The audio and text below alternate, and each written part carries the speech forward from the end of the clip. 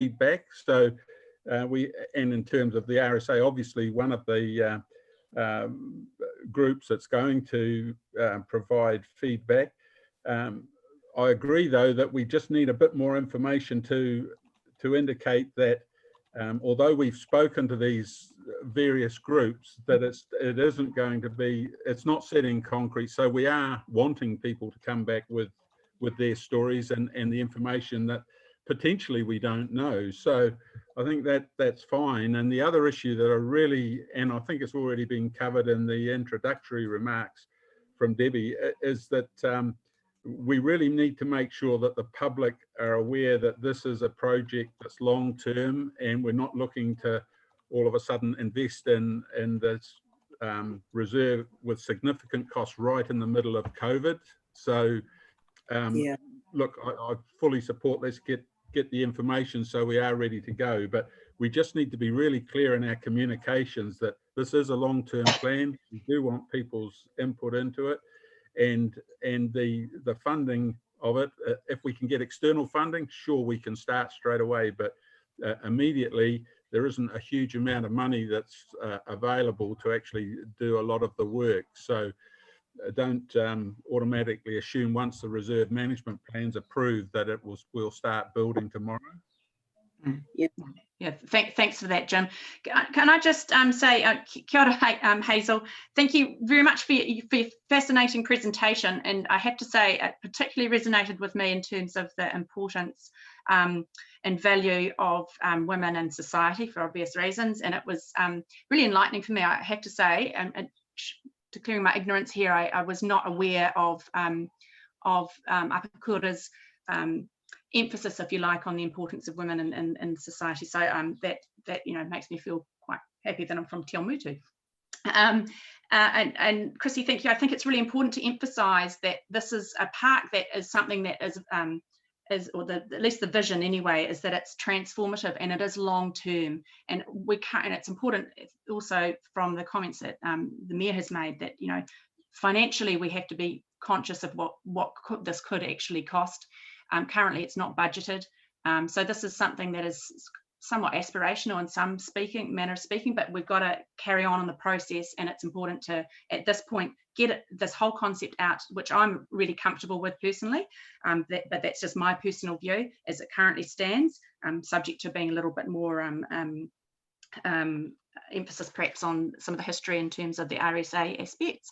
However, I think it's really important we do get that feedback from the community, because clearly people are passionate about it. There's no secret about that if you happen to jump onto Facebook pages in connection with Te Awamutu Grapevine. So look, I'm really looking forward to finding out what people's views are around it. I know not everybody will agree, but I think the whole point is that we've got to start somewhere and kind of be brave, and this is certainly doing that. So thank you for your work, Chrissy and team. I think it's fantastic. Thank you, Hazel, and thank you, Lou, to RSA for their input so far. And I look forward to seeing what we come up with on the assumption that that the recommendation appearing on page 80 is going to be approved today. Have we? Susan, could I just say that, Claire. Thanks, Susan. Look, I really echo your comments actually about the quality of the concept plan and the input that's gone into it. I'm really excited by what is there, and also the emphasis and importance on women as well. One of my big concerns, as you probably know, is the ability to actually reach out to the community and get their feedback at this time.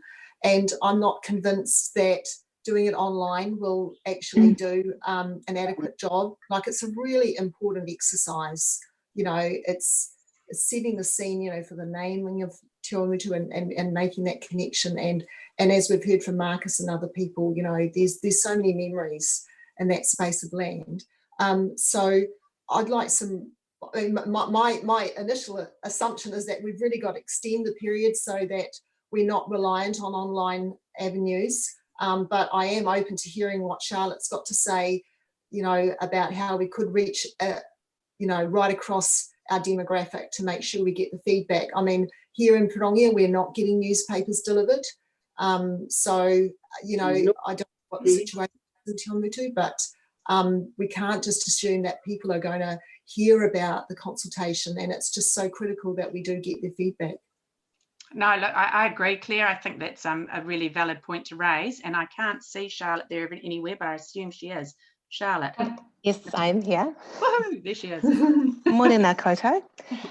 So actually, we have a really creative approach to manage the consultation process for this plan. We actually put this together understanding that we may be moving across alert levels. And so we do need to take a more creative approach to how we engage with our community. So we're looking at this from a three-pronged perspective. The first part of the consultation will be around developing a really great stakeholder database and developing those connections and contacting them directly. So we'll be doing letters, phone calls, emails, and actually tapping people on the shoulders to get their feedback. We'll also be doing our more traditional approach. So the papers are actually starting to print again now, and at alert level 3, you will see them start to be dropped in your area, Councillor St. Pierre. So the Te Ao Mutu Courier is now in production again and are able to print, and the Te Ao Mutu News, Cambridge News have combined and are available at the supermarket. So we do have that avenue again. We also will be coupling that with a really strong digital campaign to get feedback through our normal channels and social media groups as well. And then the third aspect is actually targeting the users of this area, so the people who enjoy these public spaces. So we're going to be installing signage. Got it. Oh, okay. And so, yeah, we're going to be installing signage. We'll have a really great board to introduce the project and what's proposed.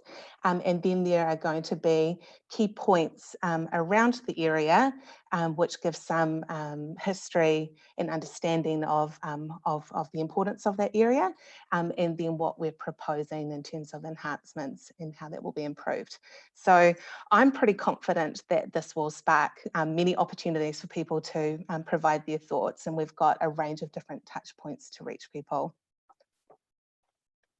Can I say here to Charlotte that this is what I see as really important. You've talked about funding in all of this, but I see coming out of the woodwork for this project a tremendous amount of volunteer input and maybe even volunteer funding, because this has got a different focus to it than many other projects that we've embarked on, and it really hinges on engaging and the community and all the right people to maybe even then get together and form some kind of a funding group, so that you don't not do anything because you haven't got the funding. But it's vital that that communication with the public and everybody in it, not just interested parties, but everybody, so that they can know what's going on and can have input and maybe even financial input. And I mean, it's not the first time I've heard it, because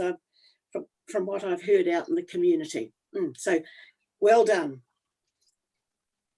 Charlotte, could I please ask to the chair, you said that you're going to directly contact people. So one of the emails we got was from a person that lives quite close to the park. And so a part of those people that you're planning to contact directly would be those people that are living in the immediate vicinity. So at least we know that that person will definitely have the opportunity to participate. Yes, 100%. And we'll definitely be relying on you to provide us with the contact details of these people, so that we can add them to our network and make sure that we're giving them an opportunity to provide us with their feedback, and that we listen to that. Oh no, that sounds really good. Chair, could I just ask another question? This time it's about the budget though. Absolutely, Claire. Yeah, so when I had a look at the budget, and I appreciate that, you know, funding is uncertain, like it'd be great if we did get external funding, you know, from the central government for it. But I'd just like to highlight that I'm concerned about the amount that's been put in for the Mangaohoi Stream Bridge, $250,000, with the note that there's been nothing included there for any sort of creative or decorative artwork for that bridge. And I'm pretty disappointed about that, actually, because I thought the whole idea was to create something that is, I suppose, from the community, you know, from people in the community about that bridge and what it represents as a memorial. And I know that we've had a lot of funding applications done to central government for what we'd call standard infrastructure, you know, which is keeping engineers and sort of other hard infrastructure consultants, you know, in business. But where is the money for our creative community? You know, that they are really important, you know, as I suppose making up who we are. And I'd really like to see funding directly for that creative side of I suppose, yeah, when we're creating our what we call placemaking and things like that. And so I'm not happy that there hasn't been any allocation, yeah, for that creative side. And I'd really like staff to try and work on that, so that when we're trying to get funding for these projects, we're not just looking after the traditional consultants that we've worked with. We've also got to remember the other parts of our community. So through the chair, if I may answer that. So there is definitely within that budget that Councillor St. Pierre has referred to, that includes design costs, and we do anticipate, and I believe that is, and I do acknowledge the fact that it is quite a large document with a lot of detail, but I can assure you that we are anticipating to engage very closely with the RSA and also with Mana Whenua in the design process, not just for that bridge, but also for all for the other two bridges when they come to a point where they need to be replaced. So yeah, acknowledge the fact that we might need to sort of make that a little bit more clear in the plan itself, though. Thank you for that. Yeah, great. Thank you, Claire. Thank you. Marcus. Charlotte, I'm just wondering what's the split in the promotion or like the engagement of this plan going to be? Because I've noticed, especially over the last 6 weeks, we've had no newspaper delivery in Kiki or anything like that, and I just think that the print media is not so effective in getting public engagement. Is there going to be more engagement online with this, or more traditional methods? Yeah, so over the last 6 weeks, I'm just going back to my comments earlier. Yeah, there have been some variation around what publications have been printing, and actually at alert level 4, printing was not available. So that has changed. As long as we continue to stay in alert level 3 and alert level 2, we still have assurance from local media that that those newspapers will be distributed across our region. So the editors have given us that reassurance. But we can just say that the editors may give the assurance, but I could tell you that probably a large percentage of people in Te Amuru and Kiki don't actually get the courier or the other paper delivered to their letterboxes. Yeah, so okay, well, we can definitely find out actually what the story is around that, just to make sure that there is even distribution across the district. But yeah, I think in this case our purpose is really to try and reach as many touch points as possible, because we don't really have I guess all the facts and figures around which media people prefer to consume the most, and this affects a wide variety of groups, so we need to cover all bases. So I would say that it would be a pretty well balanced campaign rather than focusing on particular tactics and channels. Through the chair, might I ask a question? Absolutely, Shane. Charlotte, just in respect of that, do we have a strategy to reach tangata whenua and further to that, their mana whenua organisations throughout the district, or immediately within Kawamutu? We've got a strategy going there for that. Oh, great. Right. Awesome. Thank you for that. Could I make a comment here? Yeah, no, now you're not muted. Go ahead. Thank you. Look, first of all, I thoroughly enjoyed the presentation, Hazel, and the plan itself. I think it's clear that this is a really important site, going back, well, you know, pre-European, and of course it's an important site for what it's named for, the memorial to the Second World War. I think it's really important that it's made clear that this is in no way a reduction in the importance of the memorial aspect of this site, but in fact an enhancement, and a recognition and an opportunity to recognise and celebrate, you know, the pre-European history, as well as you know, the memorial aspect of it. So yeah, I guess that's all I wish. Okay, look, thank you, Andrew. No, you're absolutely right. I see the intention behind this as an enhancement, and I think we need to be really clear about that. But ultimately, we need to find out whether our community actually agrees with the suggestions that have been made, or whether they come up with any other ideas that may have been overlooked. So I think it's important that we get it out to get that feedback. Just picking up on Councillor St Pierre's proposition or suggestion that maybe 6 weeks wasn't enough time. Do I have an agreement around that, or do we have support for that proposition that maybe we ought to stretch it out? Or absolutely, absolutely, Susan. You know, we those of us who would probably like to meet and get together and put something together, we're not allowed out the gate yet. You know, we can only, so I would say you've got to stretch it out. If you really want this to be the consultation that I expect before I can vote for anything here, is to hear the people concerns opinion, and we're not even, and it's likely those who probably get together. I mean, you know, we can't call a grey power meeting, for instance, where a lot of the interested people are, for weeks yet. We've got to get past level 1 to actually be allowed to do that. So I think we've got to take out, you've got to be real about this, that if you really want to get that consultation done, we have got to stretch this out beyond that. And that's the fact. And I think even with our RSA members, they fall into this age group that are being restricted. Well, you know, voluntarily restricted. But yeah, and so I agree with Claire, and I think that Lou would probably agree with that too, that we need more time. Yeah, okay, wonderful. Thank you, Hazel. Do I have anybody out there who doesn't agree on that? It's a little bit hard in this situation to get any feedbacks and nods off people, but I'm assuming in lieu of there being nobody raising their arms and doing handstands, that we're all happy with extending that.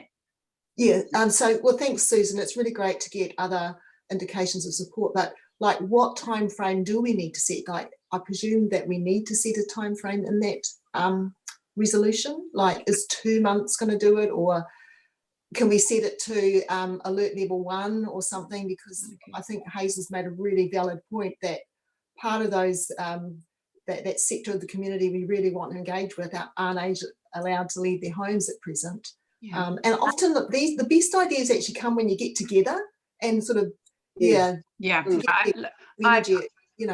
Yeah, look, I agree, Claire, and I agree, Hazel. You know, but as we have it, the time frame isn't reflected in the resolution. It's just mentioned on page 85 of our agenda.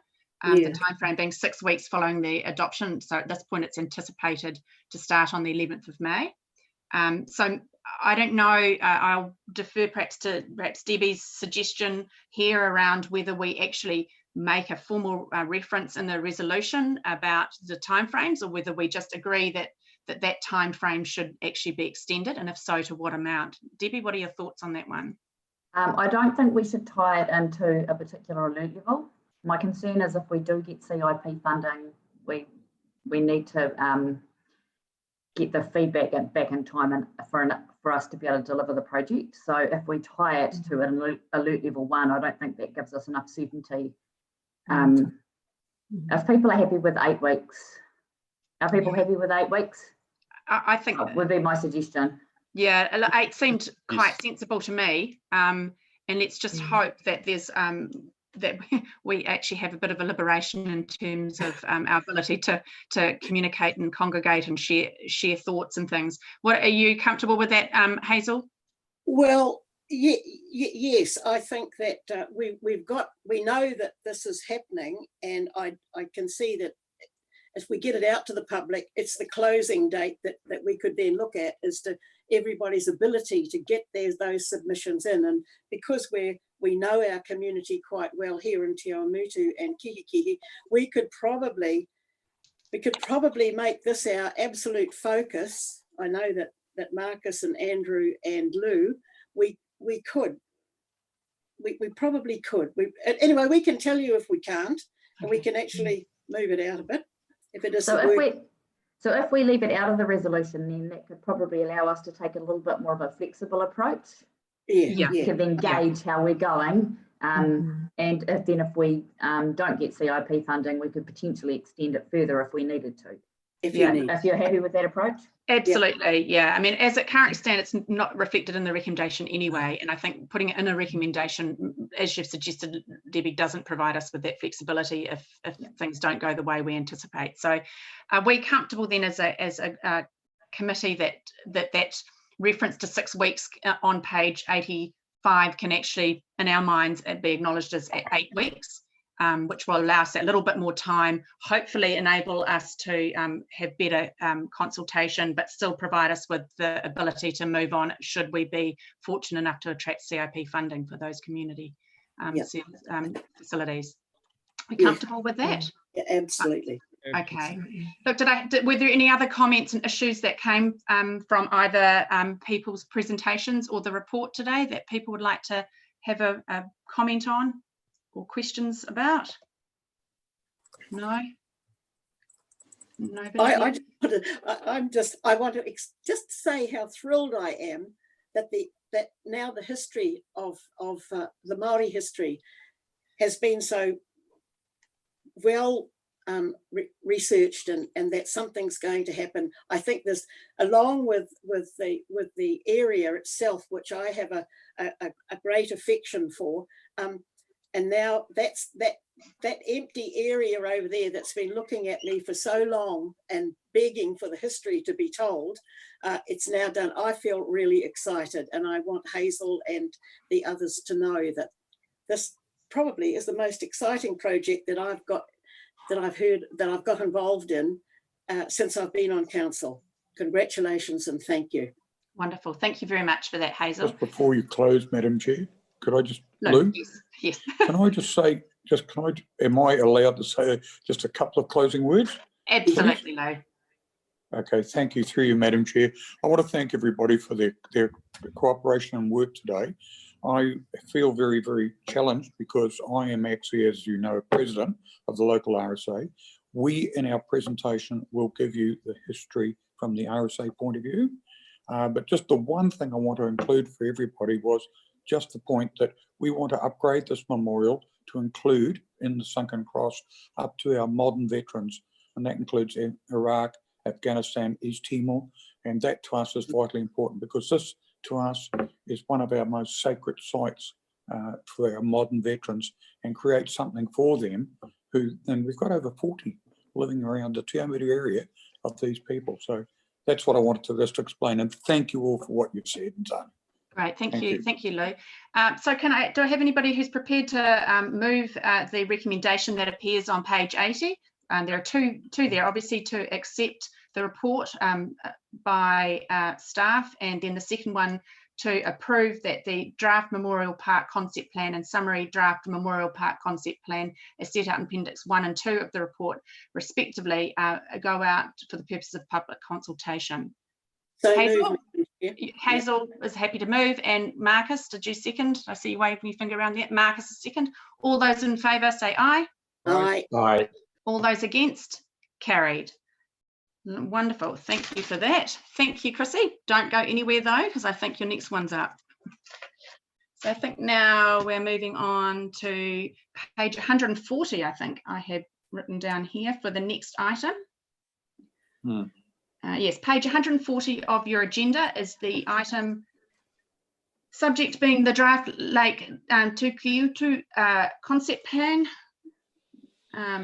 Cambridge, right. Now I'm just getting myself all sorted here. And I believe, Debbie, you are going to introduce this matter also. I introduced both of them at the same time with my last little intro, but I guess it's just the same comments applied to this one as well. So happy to hand over to Chrissy. Okay, Chrissy. Thank you. So Sam, if you could, thank you. Great, thank you. So as you all know, Lake Tukutu is a much loved premier reserve right in the heart of Cambridge. And again, as I mentioned with Memorial Park, this is a unique opportunity for Cambridge to really create a long-term vision for the future of this reserve together. So on this one, I'll be co-presenting together with Tu Clark, who's here on behalf of our Mana Whenua partners, Ngāti Haua and Ngāti Koaki Kuhukura today. So as for the engagement process and the sort of path to this concept plan, with the draft plan for Lake Tukutu, we've also gone through an extensive engagement phase with our Mana Whenua partners who have played an integral part in co-designing. And we've also received feedback and additional information from all 4 leases at the site. So that's the Society of Arts, the Records Club, the Bowling Club and the Girl Guides, as well as the Cambridge Community Board. Again, the community through CRMs that we as staff have received throughout the last few years, and this committee. And we've also reviewed numerous reports that have been done, especially in relation to the water quality, and that review has also been included. Yeah, so all of that, as I said, has informed this draft concept plan at hand. And at this point, I would like to hand over to Clark. So Sam, if you can go on to the next page, please. Kia ora mai tātou. He honore he gloria ki te atua, me te kiengi tu hei te pōta tau te pero te tuawhitu. E mihi aroha ki ngā mate huhua I rere atu ki tua o pairau, I te tau, I te marama. I te rangi tōnu nei, haere, haere, haere atu rā. Koutou te komiti kaunihera, e raurangatira mā, tātou katoa e ngā waihotanga o rātou mā, tēnā koutou, tēnā koutou, tēnā koutou katoa. E ngā iwi o ngā haue whānau mai, hara mai, whakatau mai rā. E karanga ana ngā iwi o Ngāti Koroki ka hukura, me Ngāti Haua ki ngā tini aitua kua whetūrangi tia. Whakatau mai nei ki te kōutu e kia aia tāwhiao ko kēmureti taku o kohoroi. Ko te kōutu he wāhi tauterangi mārie. Ko te kōutu he wāhi oki o kinga. Ko te kōutu he wāhi mō te iwi. Nau mai, hara mai, whakatau mai rā. To all the people of the Four Winds, we extend our warmest welcome. The people of Ngāti Koroki ka hukura and Ngāti Haua pay our acknowledgements to our many departed ancestors. Welcome to Te Kōutu, where, in the words of Kingi Tāwhiao, stated, Cambridge is my wash bowl of sorrows. Te Kōutu is a place of peace. Te Kōutu is a place of relaxation. Te Kōutu is a place for all people. Enter, enjoy, and be welcome. I'd like to express my gratitude to the Mayor and the Council for hearing our presentation for this concept plan. You will be supplied with a fair bit of supporting documentation on this presentation. My intention is not to give you the entire presentation before you, but to give our perspective as Mana Whenua to the concept plan for Lake Te Kōutu. The Eastern Mana Whenua Gateway, that is envisaged to be a waharoa. A waharoa is an entrance gateway that can show the cultural influence of the iwi associated with Lake Te Kōutu. It enables the stories of Mana Whenua to be told, but also provides a cultural symbolism to be told. The Marahupara Playground and Meeting Place. A Marahupara is a series of interconnecting logs to be climbed on, walked along, and used by all life forms. Fallen trees and native wetlands and forests were a haven for play throughout the centuries. They were used as footpaths accessways, climbed over, used in play as props for forts, even utilised as meeting places for people of all ages. A natural playground, Mara Hupara, gives a more cultural perspective to play. It encourages natural confidence building in play.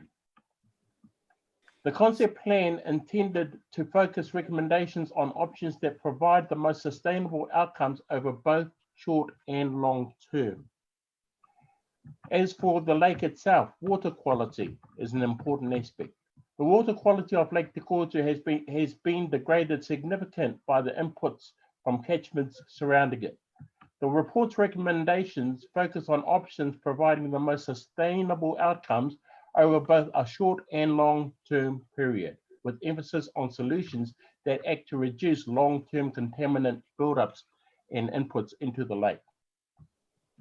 Without improvement of stormwater treatment in the lake and reserve, options in isolation are unlikely to achieve measurable improvements to water quality. Therefore, stormwater management should adopt a systems approach with treatment options implemented when and where possible as part of new capital works programs or as part of general operational and maintenance work. Undertaking stormwater improvement work as add-ons, such as part of our wider projects such as roading, plumbing or stormwater system upgrades, is an option that other local authorities are starting to consider more widely. Critical factor for improving water quality of Lake Te Kotu is treatment of the stormwater before it gets to the lake, so that any overflow water going out of the awa, out to the awa Waikato, is in the best condition of quality as possible. Options are limited at the stormwater inflow points into the lake due to the restricted access and narrow space around the lake perimeter. However, the space within the lake offers an opportunity to implement water quality treatment measures, which can be closely aligned to landscape and amenity objectives for Lake Te Kotu, such as lake edge plantings, lake outfall planting, and the western wetland. You'll see that western wetland is being the, it's a little bit hard to describe, on the left-hand side of that particular map that you're looking at the moment. Wetlands and edge plantings have been planned to cool any stormwater ingress into the lake, because obviously we know that during the summer months, any water coming into the lake can sometimes be quite a temperature. The wetland also helps to filter out many contaminants in addition to lowering the temperature of the stormwater from the hot roads and surrounding areas, and capture sediment in a natural passive low maintenance ecological system. Plantings. To encourage native wildlife, providing marakai for native birds, as in food resources, kainga kōwhanga for bats and native species for nesting, wetland plantings to improve water quality and water life, thereby enhancing biodiversity. This plan is in collaboration with experts and interested parties from the council staff, the community, and mana whenua. As such, the plan aims to strengthen the connections between Te Kotu, the Cambridge community, mana whenua, and all visitors. Nō reire rauranga tira mā, tēnei anō te mihi nui kia koutou katoa. Ka whakahoki a te rākau kia Christina Barnes, hei tāpiri kōrero, hei whakautu pātai. Nō reire, tēnā koutou, tēnā koutou, tēnā koutou katoa. E rangi rawa kia koutou aku whānau e hui hui mai nei wanginui a tātou. Ki te mea Jim, ki tō tātou tūru, Councillor Susan O'Regan, he mihi nui tēnei kia koutou katoa. I'd like now to hand back to Christina Barnes to elaborate and add on to the presentation and answer any questions that you might have. Thank you all. Thank you so much, Joe. So last year, and Debbie sort of mentioned that in her introduction, through the Cambridge Town Concept Plan refresh, we asked the Cambridge resident what was most important to them for the future of Cambridge.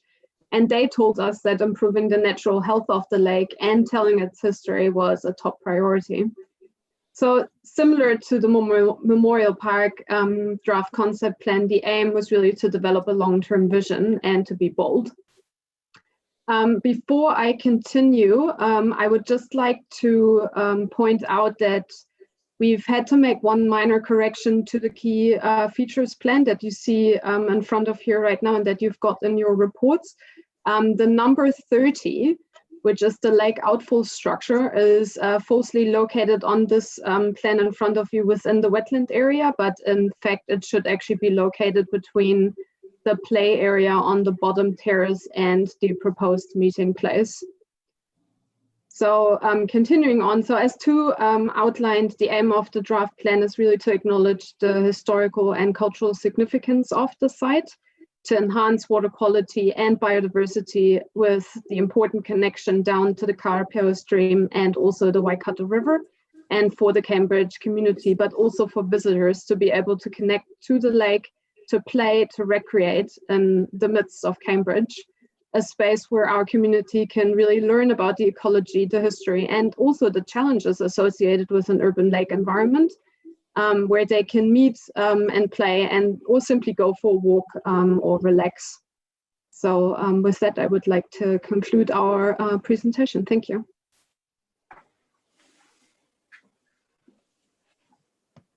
Fantastic. Thank you very much for that, Chrissy. And kia ora too. Thank you very much for your presentation.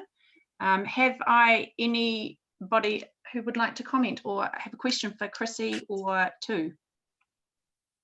Graham here, Sue. Fire away, Graham. Good morning, everybody. After throwing my iPad down the stairs 5 times, I finally got on board. Thank you to the IT people. It was a iPad problem, so rebooting that's concluded it. Look, a great presentation. Thank you too. I just need to say for people that haven't been on the council, this is the 3rd report that I have seen concluded on Lake Tikuhutu, and really this one doesn't add a heck of a lot because going along with that water quality for me has always been able to find an option of putting more water in the lake. And I took a little bit of offence to a piece in here that said viability of and reasoning behind the water option is dubious. And when you've got local people that have got ideas, sometimes those dubious things come into fruition and it can help. So I'm not too sure on the lake needing 3 million litres of water a day, but I do concur that it could be quite expensive if we were able to find another location. There's currently a couple in the pipeline that people are talking to Jim and I about. What I wanted to do with those 2 little C and D recommendations yesterday was to try and get a buy-in of everybody, including iwi and the Waikato River Authority and the Regional Council, so that we could all go forward with this and hopefully get a heap of ideas and funding which would go to help what is going to be happening at the lake, because I think it's something that's appreciated by everybody that comes to Cambridge. Now it was hidden away for a long time, and at this stage I felt that it was bigger than the Waipa ratepayers, and that buy-in might be just the thing that we need to go forward with it. Thanks, Susan. Sorry to be so long-winded. No, not at all, Graham. Thank you for your comments. There was, obviously, we all received, I believe, your email, which contained suggestions in terms of an amendment to that recommendation C and D to which you refer. Yeah. Do I have anybody else who's prepared, happy to voice an opinion around specifically those amendments or suggestions? I know that Debbie, you mentioned to me that and that Chrissy had suggested that potentially one of the words could be changed in D. I'm just trying to find the resolution.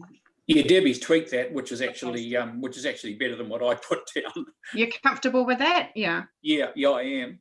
The other thing is I've got as many concerns as the Te Amutu people have with their reserve, and I'd be very, very keen to delay this the same as they have, and probably link the timing either with what they've got or to the level 1 coming in, so that we can meet these people.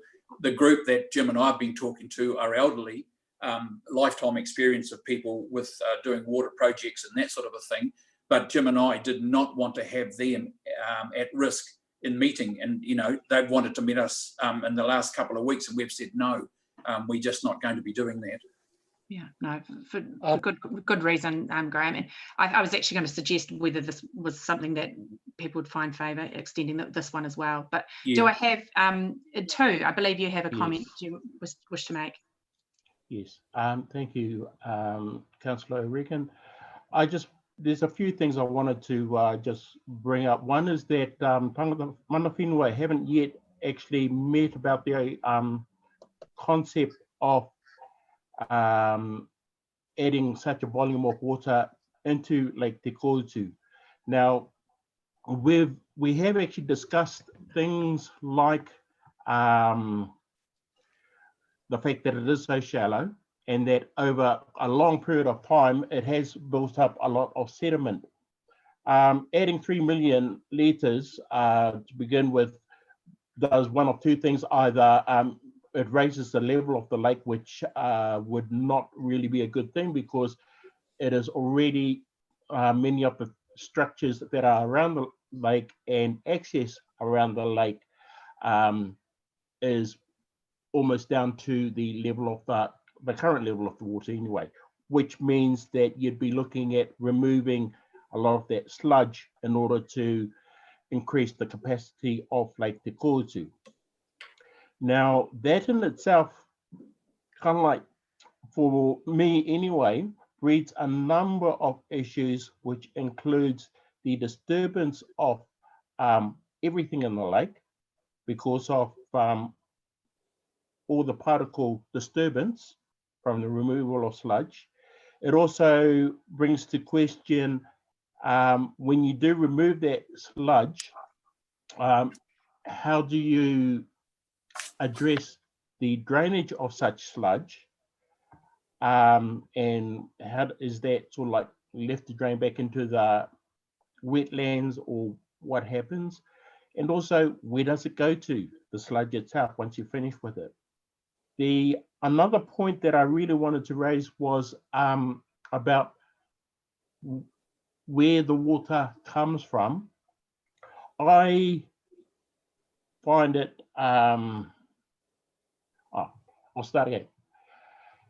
As an example, there was an open cast mine in Huntly that was closed down, and the rehabilitation of that was to let it fill to become a lake, Puketirini in Huntly West. That was basically filled naturally, and that's a lake that is about 54 hectares in area and about 60 something meters in depth, and it's used by a diving school because of its extreme depth. Now, that was basically filled up over seasons of natural rainfall. I would see that if the lake itself was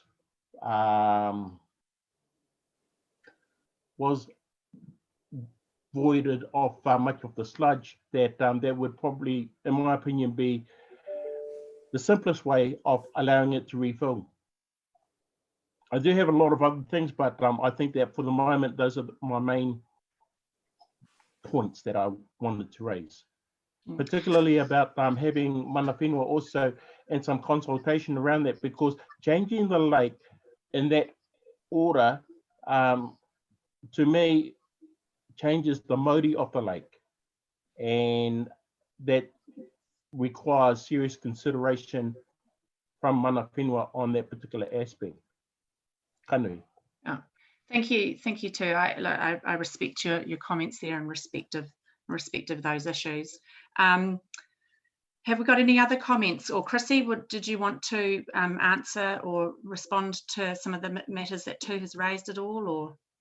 But I think Tu has probably covered it quite well. So again, and I think that's part of the staff comments we brought back to councillors yesterday is that the consultants we've been working on, and when I say consultants, that doesn't just include landscape architects, but also ecologists and water engineers. So, and definitely acknowledge, as Councillor Webber said, that there have been a number of reports in the past. And I think the key thing with this one is that it does actually really provide a way forward.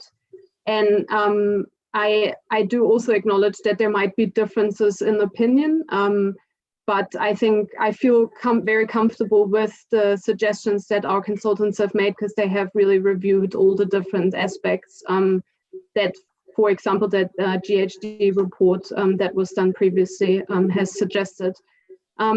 Adding to yeah, we do need, and I think the recommendation sort of outlines that as well, we do need to really closely work with Mana Whenua when considering yeah, any sorts of works with the water. We have also had initial conversations with the Waikato Regional Council, and what I can feedback from that, and we have made some amendments to the ecology report and stormwater report, as well as the draft concept plan following that engagement with Regional Council. Their main point was really to put a strong emphasis on that, the fact that we do need to look at the stormwater entering the lake and sort of improving that stormwater management before it comes into the reserve. Do also acknowledge that this was not yeah, within the scope of this draft concept plan to really look further into that. So yeah, thank you for that. Yeah, thank you for your comments, Chrissy. I think, Roger, did you have something to say? Yes, thank you, Madam Chair. I certainly endorse Pam's suggestion that the consultation period be extended similar to Te Awamutu. But the stormwater issue really seems to be the crux of the solution to the lake, and that the stormwater drainage catchment map that's within the presentation really, I think, captures how much of a challenge that's going to be.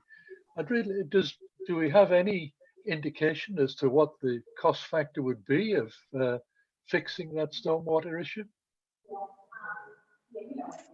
So assuming that your question's referring to stormwater improvements outside of the reserve, is that correct? Yeah. So no, yes, unfortunately, yes, yeah. So unfortunately we don't. One is, as I mentioned before, because that wasn't the scope of the concept plan. Yeah. The other aspect to that would probably be that, yeah, that's obviously something that is a very long-term sort of approach. And I see Debbie's raising her hand, so I'll just refer to her. Yeah, Debbie.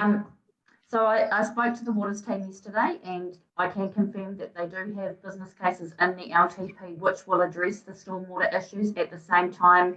But you know, it's lined up with this project. So as this project is being implemented, the stormwater solution will also be implemented. I don't have the details with me today on the costs of those business cases, but I'm very happy to find out and circulate those later if that's desirable. That would be appreciated.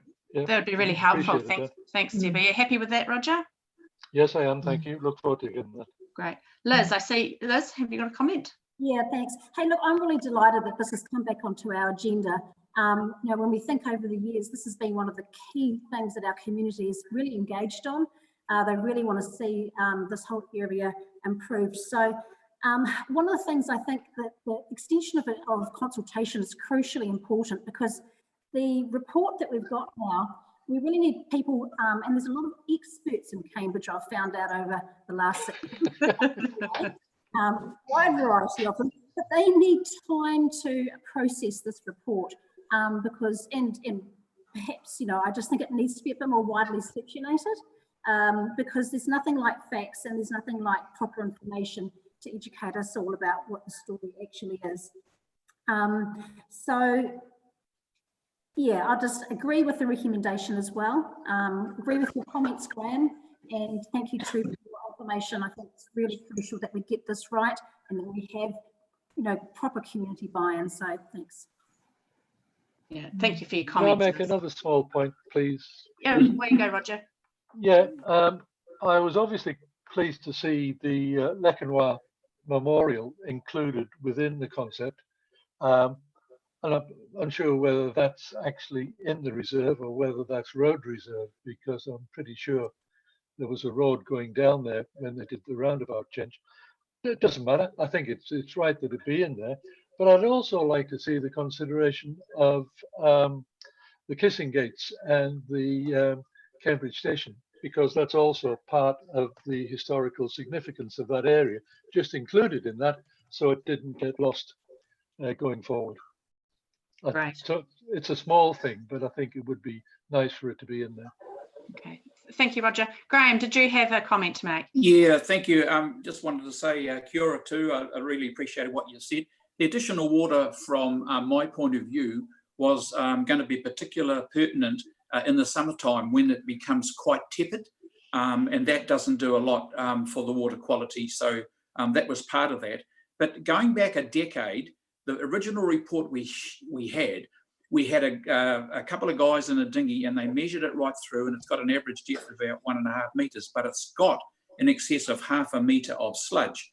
Now, the advice from the regional council was that if we took the sludge out, at that time a cost of $2 million, it needed to go to be burned at a furnace. Now, that was an impossible cost at that time, and I'm sure that it hasn't got any cheaper. When we said that there was no way that we could afford to do that, the regional council suggested that we put in a coating of alum to lock in that sludge on the lake. So that's just some of the background to that. In terms of Liz's comments about people having some good ideas, she's absolutely right. And in terms of the protocol on getting water there, I'm sure that at some stage we could work with iwi and get that for the betterment of the lake. But the people that are talking to Liz and I and Jim at the moment are in that engineering type, or have been in that engineering and working costs and things, and they really need to be listened to. So going out for a wider audience, like Liz says, is absolutely got to happen. Yeah, thank you. Thank you for your comments, Graham. Susan? Jim, did you have some comments there? Oh, yeah, look, I think most of the comments have been pretty well covered, and kia ora too, thanks for the presentation. And look, like everybody else, I've been around a long time, and this issue has come up regularly over 30 years that I'm aware of, and probably before then as well. And it's always fallen over because of a funding issue, really, rather than anything else. And a lot of it's been based on the two issues that we've been talking about, is the sludge and additional water for the lake. But if the opinion is now that the sludge can be left where it is, and whether it's locked in, Graham, or not, I'm not sure in terms of adding alum or to the lake. But and if there is sufficient water without us finding anything from further afield, and that's accepted as the best option, then a lot of our, I suppose, costs that have stopped it going ahead in the past that have gone. So look, the feeling I get with all of the meetings that I've attended around Cambridge is that there is a willingness now for the community to pay for the upgrade of this lake. So if we can manage it by controlling the stormwater inlets that we've got there now, and then doing the works we're talking about, then we've probably got a solution that's affordable and we can move forward on. So look, I think we absolutely need to listen to people, and there's some great ideas out here, and ask two farmers for a solution and you'll get at least two different ideas. So Graham's absolutely right. There's people out there wanting to pump water from all over the district to this to solve the problem, and certainly a huge quantity of water rushing through the lake would clean it out, but that's probably not what we want to achieve at the moment. So look, I'm fully in support of the recommendation with Graham's addition, so that we can actually get on and get people's points of view and actually do something there, rather than just file another report in the dungeons of council and not do anything with it. Wonderful. To, did you have a comment to make? Yes, thanks for that, Jim and Graham. I would be very keen on having more information on the addition of alum, particularly around how that might affect any life that currently uses or is within and around the lake. That includes with plantings as well as any microorganisms and things like that. It's more for my a better understanding on my part, because I haven't had a lot of experience with alum. Also, with doing that does change the bed of the lake, and I'd like there to be a lot more discussion amongst Mangana Whenua about how that may affect the Māori of the lake. Thank you. Fantastic. Right, wonderful. Thank you for that too. Susan, just a bit of additional before I go. Yeah, sorry, but I've lived with this for quite a while.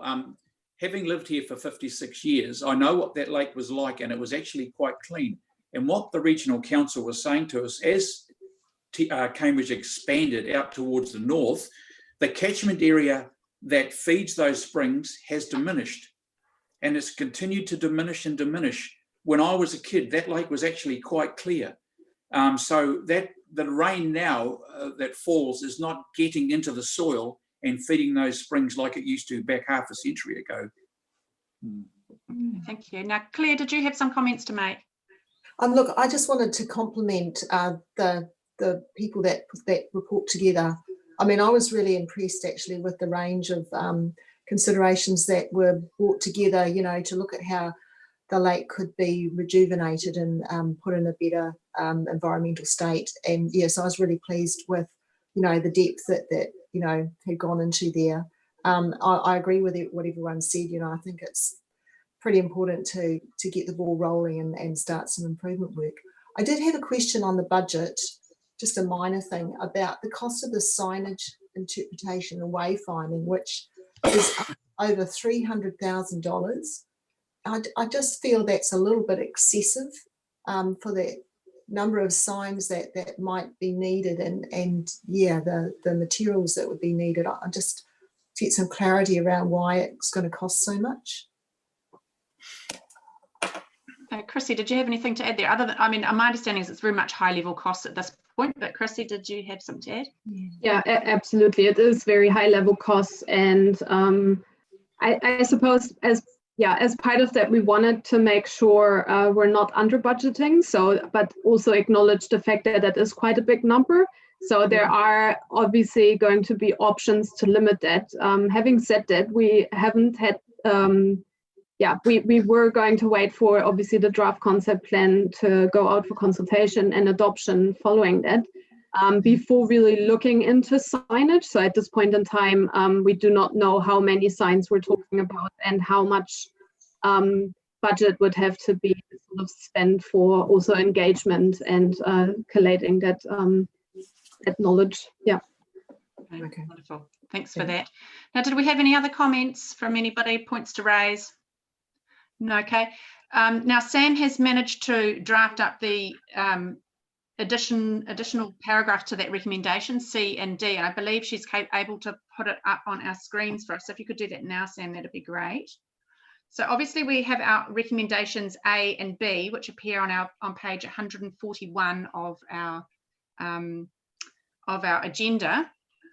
But we've added, as you can see from the screen there, C and D. The original proposition put by Graham referred to restoration costs, which Chrissy and Debbie sort of polished up a little and chucked in the wording implementation of the final plan. So that is what we have currently on the table. Do I have anybody happy to move that? Remembering I can't see anybody, so you'll have to say your names. Because yeah, I'm happy to move that. Graham, I'm happy to second. So Graham's happy to move.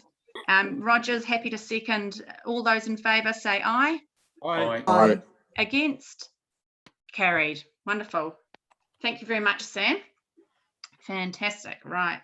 So that is that matter concluded. Thank you very much too. Appreciate your time. Where are we now? So moving on to the next item, which is the draft Maungatautari Reserve Management Plan 2020. And I believe we have Linda Tiaho here for this one. And let me just get my papers in order. Find the right bits of paper. Is Anna introducing this one? Yes. Or, oh, there you are. Look at you popping up like that. Wonders of technology. Thank you, Anna, and welcome, Linda. Away you go.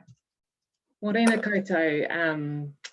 Great to have all this focus on open spaces this morning. So I appreciate your thinking and your thoughts that you're putting towards all of our plans. Kind of ironic, Anna, isn't it, that we can't get out amongst them, but that's all right. I'm going for longer runs every day. This morning we're seeking your approval to start public notification for the draft reserve management plan for Maungatautari, a maunga that's treasured by many and which together we can continue to protect and restore for future generations. We're just going to run through a really short presentation to tell you about the development of this plan, to highlight the role and the scope of the plan, and provide an overview of the key changes from the 2005 current management plan, and also just to outline the next steps. And I'd like to take this opportunity to acknowledge the significance of Maungatautari to mana whenua, and to thank Ngāti Koroki Kaukura's reference group, comprising Linda, Poto and Thelmariti, for their patience and support in developing the plan. I'm really grateful to Linda for making the time this morning to co-present the report with me. I could have tried to convey the significance of the maunga to mana whenua and their aspirations, but it's far better that you hear firsthand from Linda. So Linda, kia ora, ngā mihi kia koe, over to you.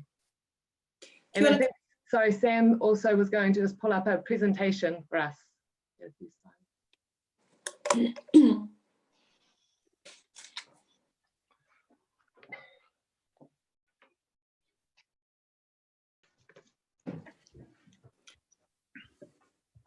Kia ora koutou. I'm really fortunate to follow on from my matua too, who did a wonderful mihi, and so I just support all of the acknowledgements that he made in his mihi earlier. So my role really is to, I know our time is very short today, but my role is to try and set the scene around the reserve management plan that we're putting before you, to give you a bit of background about who Ngāti Koroki Kahukura is, why we formed the reference group, and just some comments around the vision and the reasons why we wanted a shift in the focus of the plan going forward. So at this point in the and Anna and I are going to go back and forwards, I think, a little bit in terms of the presentation. So just on this slide, I'm going to take the opportunity to do a little scene setting around who Ngāti Koroki Kahukura is. Whilst the maunga has a very rich human history, the Crown has acknowledged in our settlement that Ngāti Koroki Kahukura are the iwi with dominant mana whenua interests, rights and interests in respect of the maunga. And we fought for that in our treaty settlement, and it's actually something that we live. It's not just words on a settlement page. We continue to be a strong supporter of the restoration project on the mountain. We've raised, as an iwi, close to $1 million actually through our external relationships to assist with the ongoing work of the MEIT project. We underwrote Sirocco's very first visit, which turned out to be a huge success. One of our tribal members has gifted land to the project, which has become known as the Tautari wetland. We have a lot of lands, privately owned lands within the maunga project. We have been integral in creating and maintaining inter-iwi relationships with other iwi who gift species to the project, which has been critical to the project's success. And of course, we still have the participation of the current co-chair, Poto Davies, and many other members and representatives over the years. So just in terms of the treaty settlement, we reached our own treaty settlement on behalf of Ngāti Koroki Kahukura in 2012 with the Crown. and the legislation that completed the settlement was passed in 2014, and there are a number of references to that legislation in the draft plan. In addition to our support that I referred to just earlier, as part of our settlement, we also sought an advance of funds from the treaty settlement so that we could contribute 1/3 of the purchase price of the visitor centre, Manu Te Oriori, when the opportunity arose to purchase that property. We have made a commitment to continue working with MEIT and the council to protect the integrity and security of the fence, and achieved some money through our settlement to assist with that. And another key feature of the settlement is that it establishes Te Hapori o Maunga Tautari, which in a nutshell is the symbolic owner of the reserve lands in Maunga Tautari and replaced Queen Elizabeth II on the title as the owner. Te Hapori o Maunga Tautari includes Ngāti Koroki Kahukura, as well as Ngāti Haua, Waikato Tainui, Raukawa, and the community of Maunga Tautari represented by Waipa Mayor.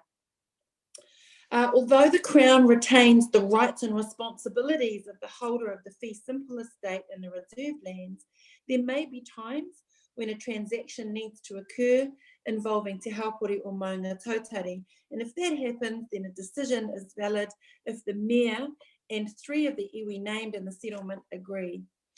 I just want to point out here that this was not the redress of choice for Ngāti Koroki Kahukura. We preferred that our reserve lands be returned to us and vested in an ancestor of Ngāti Koroki Kahukura, or that the mountain be afforded its own legal personality. But those options were declined by the Crown. Te Hapori o Maunga Tautari is not a legal entity. It's not a co-governance body either. The governance and management arrangements of the Maunga remain unaffected by the settlement.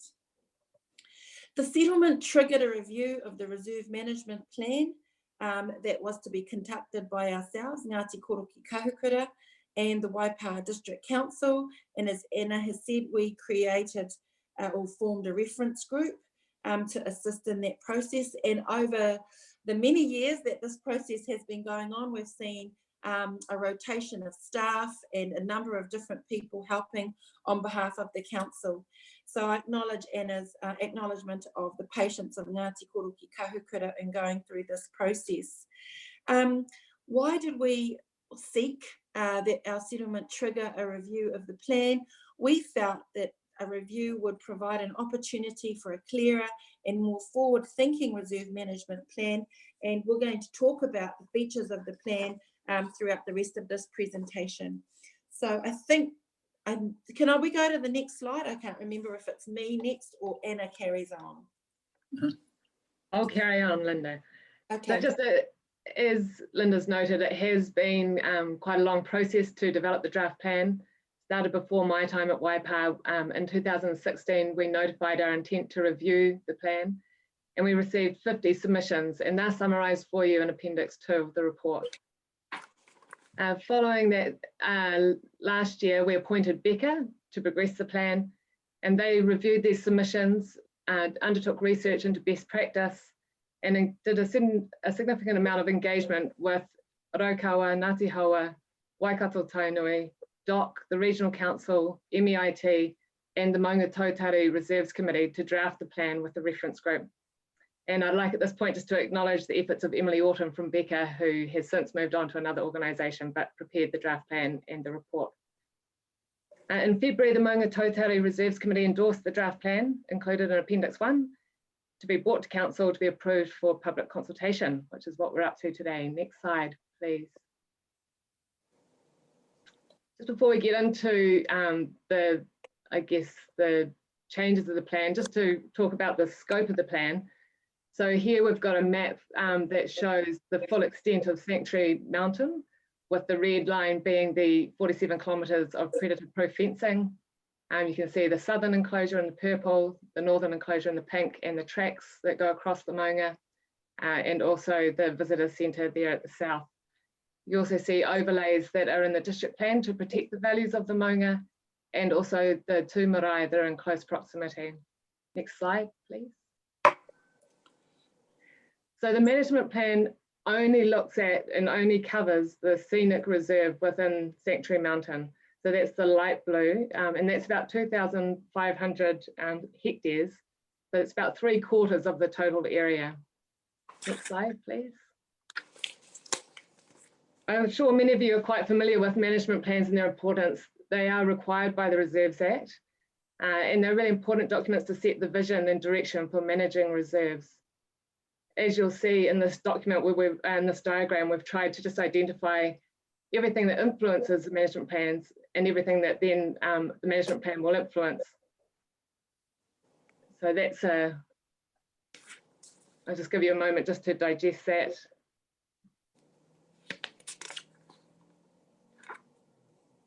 I would just note they're a really important document for us to develop with mana whenua and the community and our partners to set that vision and provide that framework for making decisions going forward. Next slide, please. So I think it's back to me now. I'm talking about the proposed vision. But before I do that, thanks Anna for acknowledging Emily. I'd also like to acknowledge Demelza Murphy, who helped at the beginning of this process and did quite a lot of the early drafting. We did that together, and she moved on to a different role as well. And you would have seen on the screen, on the maps, the two marae being Pohara and Maunga Tautari. Those are the two marae of Ngāti, active marae of Ngāti Koroki Kahukura.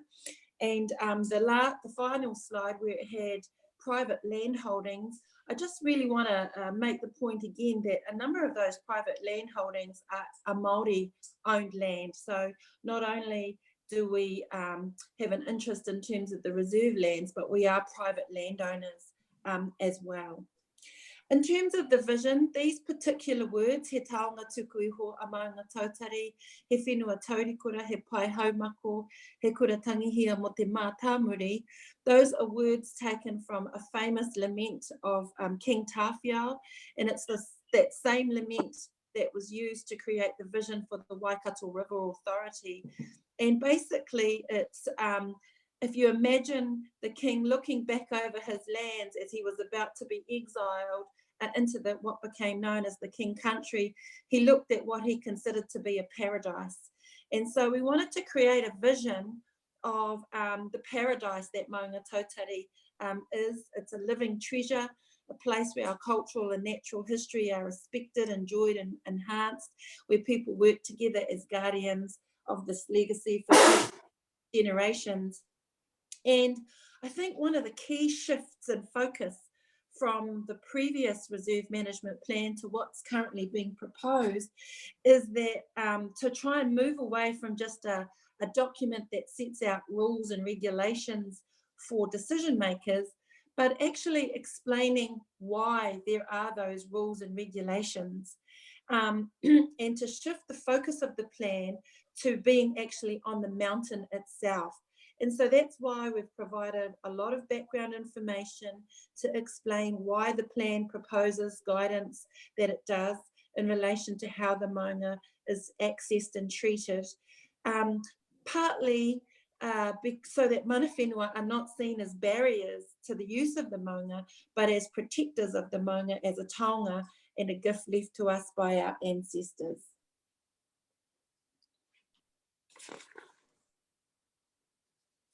So next slide, please. So I think I've covered that in that last part. So this is a large part of the body of the plan are the objectives and policies, and a number of these are very similar to those that are in the current plan, particularly in relation to ecological restoration, view shafts, visitor infrastructure, and research and education. But there are some key differences, and I think it does all stem back to what Linda's talking about in terms of really emphasising the why and trying to get people to connect to that and understand it, and therefore, I guess, support the way that we're determining is best to manage this taonga. So the main differences from the existing plan to this one that I see is that there's quite a focus on the creation of appropriate and respectful governance and partnerships. There's definitely the recognition of the importance of volunteers and how we can grow and support our community to be connected to the maunga through volunteering. There's an acknowledgement of the importance of tikanga and matauranga Māori and enabling mana whenua to have a living and enduring presence on the maunga. It confirms that there's a commitment to work with the adjacent landowners to progress access agreements and covenants related to the fence, and also where possible to support the owner of the fence, MEIT, to maintain its functional integrity. The plan does go into more detail about the nature of outdoor experiences that will be developed and encouraged, and also provides some more clarity around the types of activities that are not supported on the maunga. And we have also set out matters to be considered and covered in annual operation plans and annual reports, just to give greater clarity and transparency to that process. You'll see when you read those that we haven't set out who is doing the action. The assumption, and we might need to clarify that in the plan, is that where there is an action-oriented policy, that is council that's undertaking that, although that might be through the contractor who is MEIT at the moment. Next slide, please. So this is the last slide. If today you are supportive of us starting the public consultation process, we will look to start that on the 25th of May. And just taking, I guess, what was said with the earlier two items, we'd be looking to extend that beyond the required 2 months, probably to 10 weeks for that consultation to, I guess, recognise the challenges associated with the impacts of COVID-19. We're also working closely with the comms team to look at all the ways that we can actively promote the plan and ensure it does get out to everyone and that we hear from everyone. So there will be emails and letters going out to all previous submitters, to mana whenua, to key stakeholders. We'll be having a large social media presence. We'll have public notices which are required in the papers. At level 2, libraries and the offices will be open, and we'll have draft copies of the plan there for viewing. We will be encouraging people to use an online survey form, but of course we will also receive hard copies, and submissions by phone are also possible. Following that submission period, there'll be the preparation of the hearings report, and then there'll be a hearings, and in this report we're seeking a resolution to appoint 2 independent hearing commissioners to hear and recommend to council any amendments to the draft plan prior to adoption. And then the final step in all of that is once council has approved the plan, that we will then send it through to the Minister of Conservation for the approval that's required under the Reserves Act. So that concludes our presentation. Thanks, Linda, and thank you all for listening. I'm very happy to answer any questions. Can I just say first though, Anna, that we have noticed a few minor typographical and spelling errors. And so we do, I think the resolution gives us scope to just correct those before we put the final document out for consultation. There aren't many. Yeah. And one of the important ones there to note is Portal's highlighted that we have wrongly identified that MEIT only has 6 trustees, and that should be 9. So we will definitely correct that. Great. Oh, look, thank you, Anna, and thank you, Linda, for your presentations. Look, I really acknowledge the breadth and the depth of work that's been done in this reserve management plan review. It's really impressive. And I welcome actually the shift in the thinking, because I think it's really important to explain whys, and not simply because it's just important to know, but it actually improves and understands and can lead to greater understanding and buy-in and uptake of what you're trying to do there. And that's, I mean, you're kind of banging your head against a brick wall if you just keep smacking the whole rules, regulations, this is what we're doing. It's important to get behind that and go deeper and explain the why. So I welcome that and thank you for your work in that space. Now, does anybody have any comments or questions that they wish to hurl at either Anna or Linda? Claire. Yeah, thanks, Susan. And congratulations here to the team that's worked on this, because yeah, it is a good read. I'm pleased that some typographical errors were picked up. Did you notice on the map that Maungatautari Marae is spelt incorrectly? It's yes, one of the ones. Oh, great. Yeah. My big question was actually around who's responsible for which functions, which Anna has alluded to. Yeah, and yeah, it wasn't clear at all when you had a look at those lists of policies, who would be implementing them and who had responsibility for them. And I think it's really important that that is really made, pretty obvious. And I think from what Anna said, there'll be a range of people or bodies that actually come together to do those things, which I think is great. Like, it sounds like a collaboration, and that would be fantastic. So I really endorse that. And then I had another question about the funding. It's under the Ecological Diversity section, I think, because I'm just really conscious that it could be interpreted that council is actually committing to fund the integrity of the offence, whether that be operational or replacing it.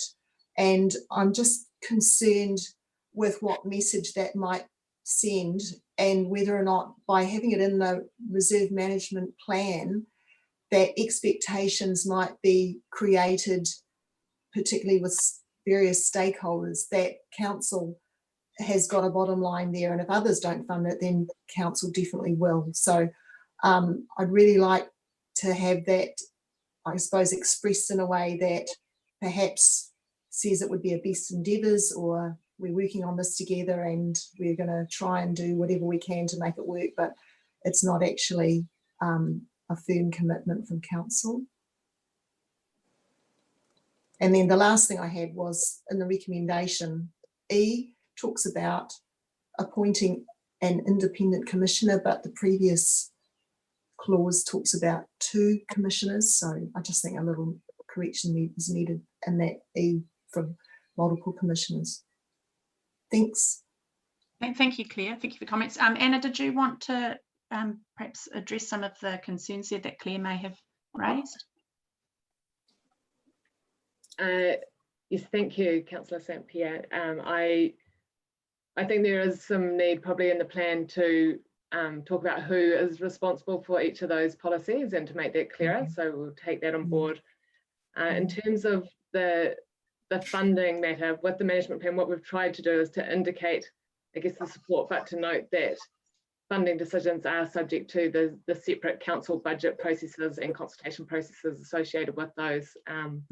We, in the explanation, we do talk about if possible, but happy to review that wording to look at whether we need to, I guess, express clearly the intent behind that policy. Great, thank you. Right. Okay, Mike. This is a bit of a side issue, but just while we've got a lot of people with knowledge in the room, I just throughout a lot of these presentations, there's just been a lot of conflict between the use of the macron and the double vowels. So I know it's been brought up before, and I'll just leave it there because I know it's been sorted and it'll come back to us, but I just thought an opportune time to bring it up because for a lot of these documents, both have been used. Yeah, thanks for that, Mike. It's a thorny one right now, isn't it? But hopefully we'll get some clarity on that as time goes by. Who have I got here? Linda. Yeah. Use the double vowels on this document. Okay, excellent. Thank you for that. Susan? Oh, Poto. Yes. Kia ora koutou. Good presentation, Anna and Linda. I just want to support what Claire has said about the confusion in the policies, because from an MEIT perspective, if council is going to undertake pest control and pay for it, that would be fantastic. So you just need a very clear line about who's going to be doing what. And I think there could have been a lot better marrying of the documents that MEIT has with this, because there's a lot of stuff that's covered in MEIT that's not here, and I think it would make the document look a lot better and stronger. For instance, there's not a big play in this document about the huge international and national and regional importance of Maunga Tautari and the hierarchy it has in the world of being the biggest sanctuary, pest-proof sanctuary in the world. And it's a kōkako, maybe a kōkako haven soon, and it's going to be the kohanga reo for all the kohanga for all the native species that are endangered across New Zealand. So I think we could build it a lot more and make it a much better sell. And it would also help our funding as well as MEIT. Kia ora. Right. Now, do we have any other comments from anybody? Or just questions? a quick comment, can I, through you, Madam Lou. Chair? Yeah. Yeah, just a question. They didn't actually answer the question with the commissioners. Claire brought up a very valid point that it mentioned 2 commissioners and then it dropped down to 1. We are going to have 2 commissioners. Is that correct? Yeah. For the 2 independent commissioners? Yes, apologies for not answering the question. I did nod, but I didn't. Thank you. I had picked up that error and do agree that that'd be a great amendment to make. Thank you. So just for clarification, is it 1 or 2? We're seeking 2 independent commissioners with the range of those skills. Cool, excellent, wonderful. Great, okay. Liz. Oh, Liz first, then you, Graham. Thank you. Yeah, no, thanks. Hey, look, as before, just really happy to see this come up on our agenda. It's a very important mountain for obviously local iwi, but also for our community as a whole. So I was actually just happy to move the recommendation with the alterations that have already been mentioned. Thanks. Great, thank you, Graham. Your comments? Yeah, question for Linda. Kia ora, Linda. Kia ora. On page 187, it has a clause in there which says that Ngāti Koraki Kahukura can take fallen trees, logs, birds and feathers. Would you still want to do that on the reserve? Would that still be in the iwi plan to do that? I haven't got the same pages that you have. I don't know. Oh. But can you point to the page of the actual draft plan? No, Linda. Down the bottom corner of your page of your report there should have a number, Graham, a blue number. Just going up 30. 30. 30. It's under Kaupapa Here policies and it's item 5.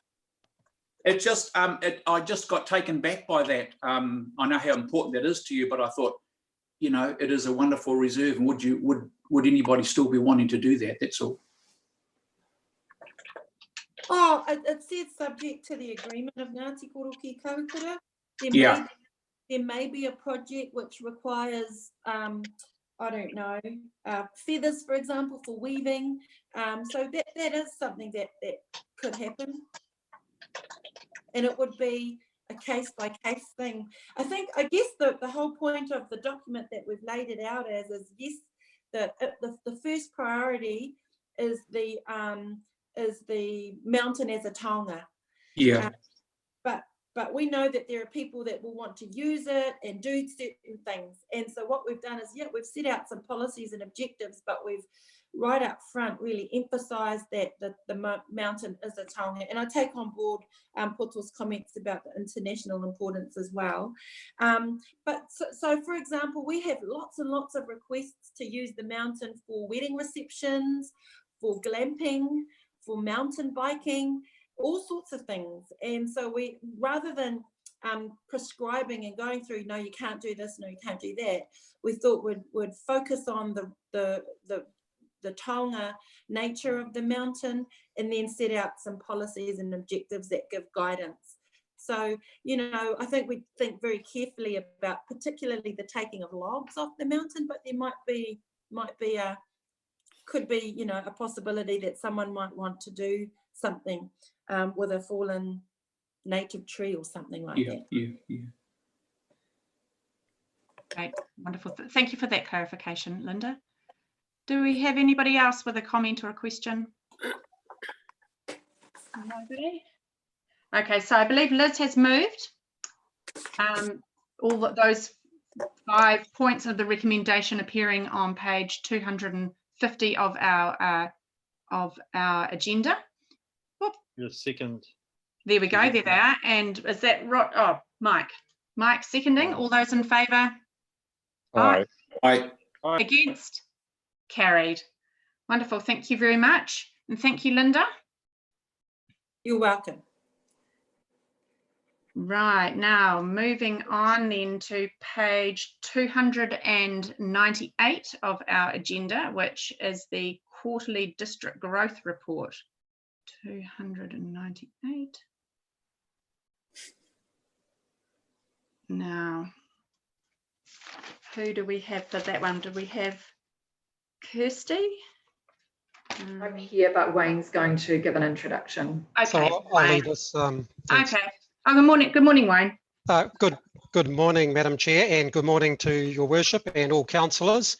Kirsty and myself will lead this report, and we do have, I understand, Carl Tati, and I see David Topman there as well, there to answer any questions. So I'm conscious of time and that you've been running a little bit over, so I'll try and get through this reasonably quickly. So firstly, this is the quarterly district growth report. It's quite a detailed document, as you can see, but provides a snapshot of the growth in regulatory services during that period of 1 January of this year through to 31 March. So the structure of the quarterly report provides information to you arising both at the national, regional and local levels. There's no decision making required here. It's for this committee. It's only for your information purposes only. Part 3 of the report details a number of documents that's been released by central government for public submission, and the council submitted on these documents. The submissions are attached as Appendix 7. Not all of those submissions are related to growth, but they've been included for completeness purposes. As I'd indicated, our Manager of Strategy, Kirsty, will talk a little bit more about this and discuss the submissions lodged and also the work done at a regional level as well.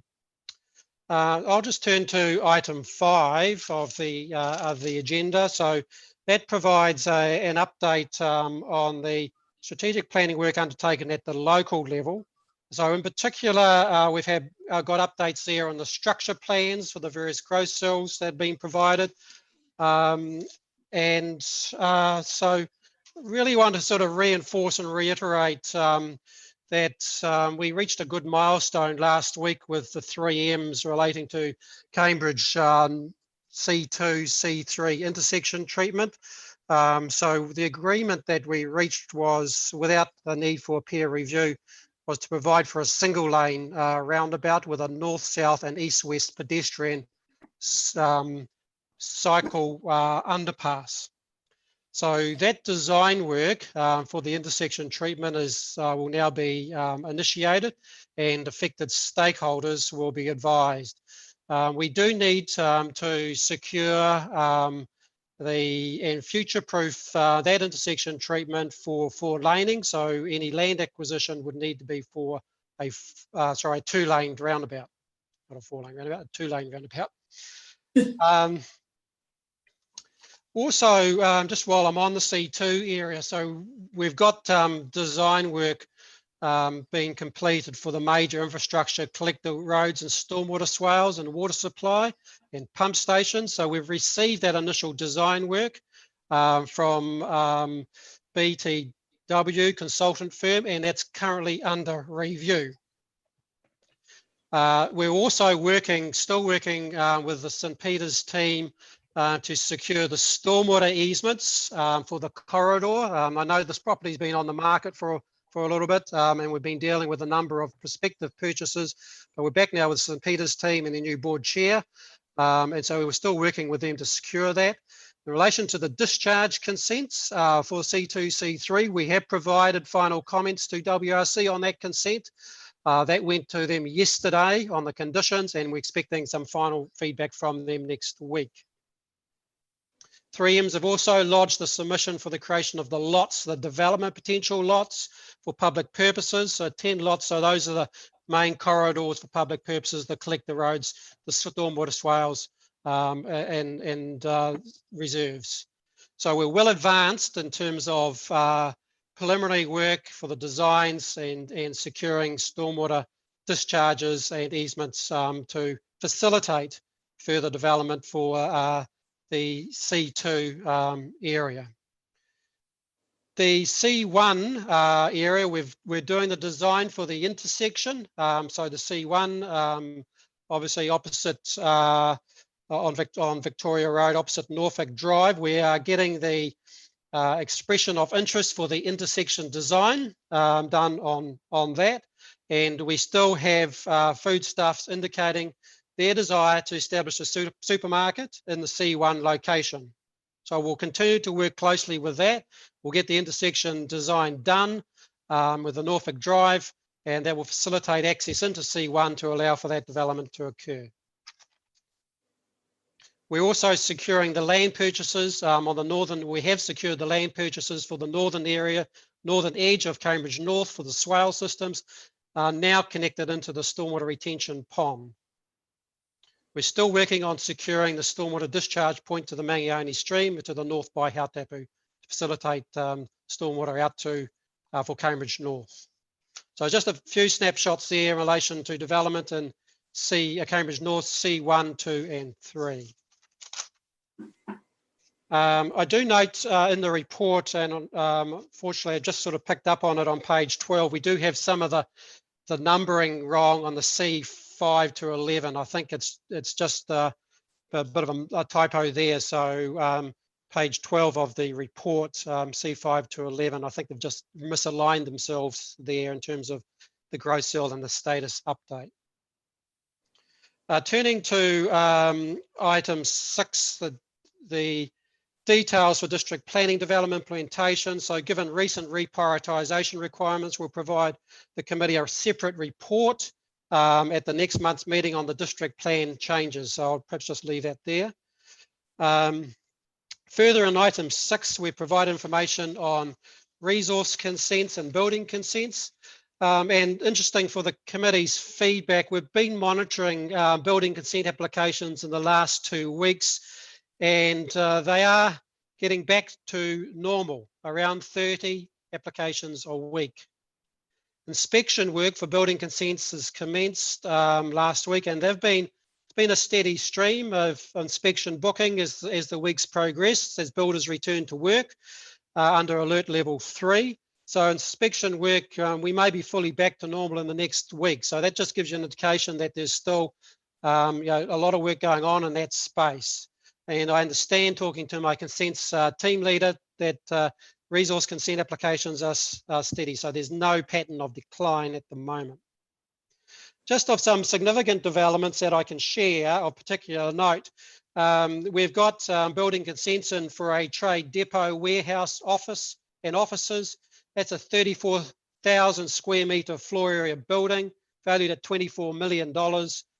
That's going to be located at Sharp Road next to Torpedo 7 warehouse, trade depot. We've got a new medical centre practice and other tenancies to establish on 1913 Cambridge Road. So that's next to the athletics park and by the town belt. That's a $1.5 million development. New childcare centre at 1896 Cambridge Road. That's the Chartwell Investments site. $1.6 million development. So these are developers progressing their building consents in the current environment.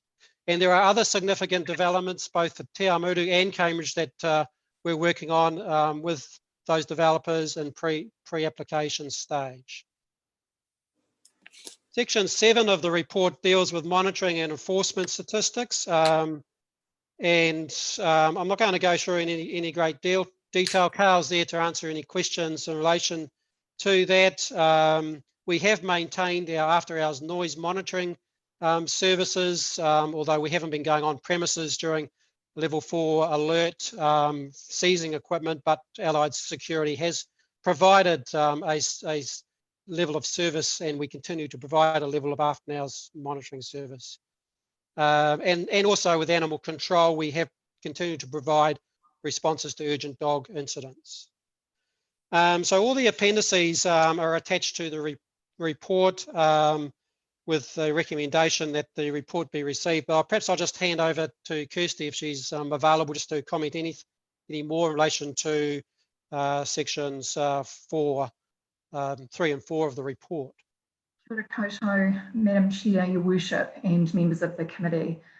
So just with regard to the documentation that has come out of central government, we've previously spoken about the flurry of documents for public submission that arrived on our desks through December and January. And whilst we endeavour to engage with you before developing those submission responses, that hasn't always been the case in terms of workshopping and or formal endorsement at meetings. So we've had to adopt workarounds. In terms of the submissions there that are recorded, so the strategy team collates all of those, and this is a record as to what's been submitted across the whole of the organisation, but that the work may be led out of subject teams or activity areas themselves. So in terms of those, there are a number in terms of legislation. There are some that are stepped. So for example, in the water services area, there will be further legislation that will be coming out from central government for submission. In terms of the national policy statement on biodiversity, there was an earlier discussion document that was circulated and that we inputted into also. So we have endeavoured to engage with elected members. So for example, on the MPS and RMA, we did have input from Councillor St Pierre and Councillor O'Regan specifically. And we've also provided to you draft submissions through the Friday mail out and requested feedback where we haven't been able to workshop or present to you in a formal meeting. At a sub-regional level, in terms of future-proof, so what has taken priority there is the work that's progressing on the Hamilton Waikato Metro Spatial Plan. And the intention was that there would be a first draft of that document completed by the end of this financial year. Obviously, COVID-19 has had an impact, and that time frame is now recognised as possibly being unrealistic, but there is work underway. David Topman is in another meeting at the same time as appearing here on the Metro Spatial Plan. There are a number of studies also being coordinated through Future Proof, so the sub-regional 3 waters study, the housing preference study, and which are currently underway, and also the industrial land survey that has been completed. With regard to what is happening at a local level, we've had a number of documents that have been open for public engagement, community engagement. So Council has endorsed the structure plans for T6 and T11. With regard to the village concept plan for Ngahanapodi, we were going to be coming to you and requesting approval to engage with the community. That has been deferred in light of COVID-19, but we will be looking at commencing that process when we move through the alert levels. And in respect of Pirongia Town Concept Plan refresh, there is a public engagement process currently underway. We are looking at how we can enhance that community engagement process to enable greater participation, and in all likelihood, the time frame for that may be extended. In accordance with the direction from elected members, no community engagement processes will come to an end whilst we're in lockdown. They will remain open until such time as council offices reopen.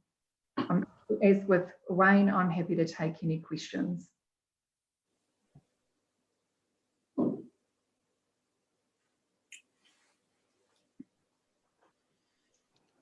So just finishing from me then, I guess just the recommendation, Madam Chair, is the report be received. So unless there's any questions.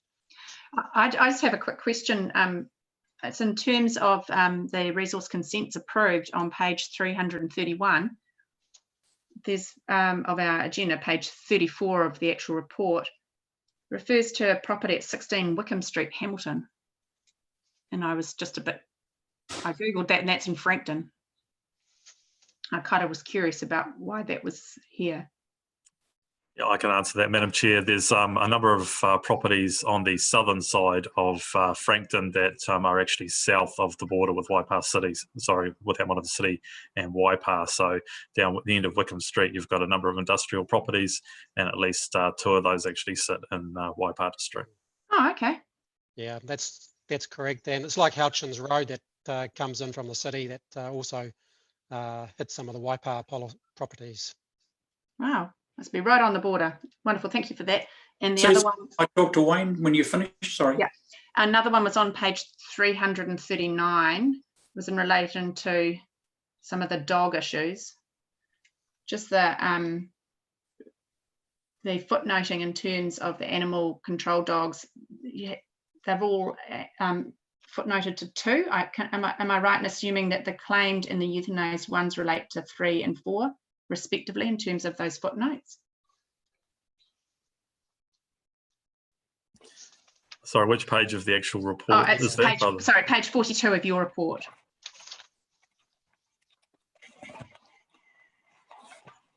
So in the section headed animal control dogs, and you've got rehomed, claimed and euthanized, and they've all footnoted to 2. Am I right in assuming that's footnoting to 2, 3 and 4 respectively?